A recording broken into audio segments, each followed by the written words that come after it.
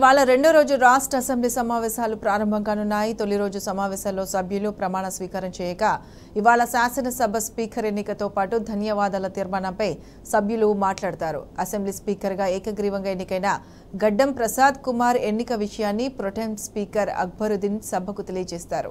సీఎంతో పాటు మంత్రులు, ప్రతిపక్ష సభ్యులు స్పీకర్ గడ్డం ప్రసాద్ కుమార్ను స్పీకర్ స్థానంలో కూర్చోబెట్టి శుభాకాంక్షలు తెలియజేస్తారు.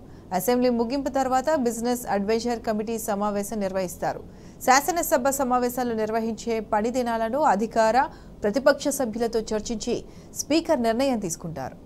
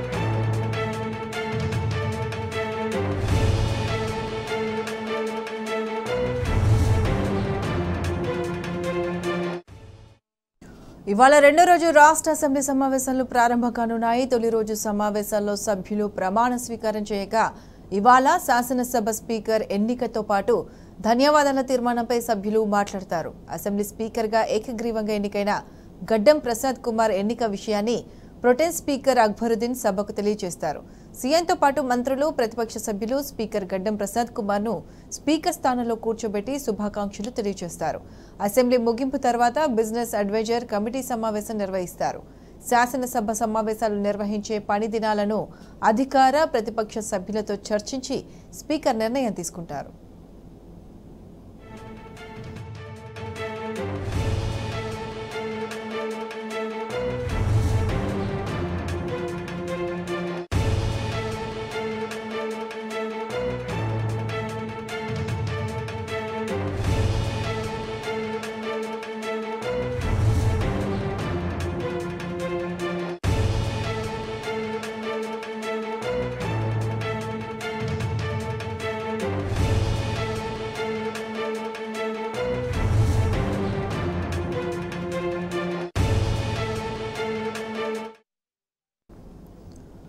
పార్లమెంట్లోకి ఆగంతకులు చొరబడ్డ నేపథ్యంలో రాష్ట్ర పోలీసులు అప్రమత్తమయ్యారు. అసెంబ్లీ సమావేశాలు జరుగుతున్న నేపథ్యంలో మూడంచెల భద్రత కల్పించాలని పోలీసు అధికారులను ఆదేశించారు ప్రొటెం స్పీకర్ అక్బరుద్దీన్ ఓవైసీ. మండలి చైర్మన్ గుత్తా సుఖేందర్ రెడ్డి, శాసనసభ వ్యవహారాల శాఖ మంత్రి శ్రీధర్ బాబు ప్రతి ఒక్కరిని క్షుణ్ణంగా తనిఖీ చేసిన తర్వాతే లోపలికి అనుమతించాలని సూచించారు. పార్లమెంట్లో ఆగంతకుల దుశ్చర్యను ఈ సందర్భంగా తీవ్రంగా ఖండించారు. శాసనసభ సమావేశాలు జరుగుతున్నందున లోక్సభ తరహా ఘటనలు జరగకుండా తీసుకోవాల్సిన భద్రతా చర్యలపై సమీక్ష నిర్వహించారు.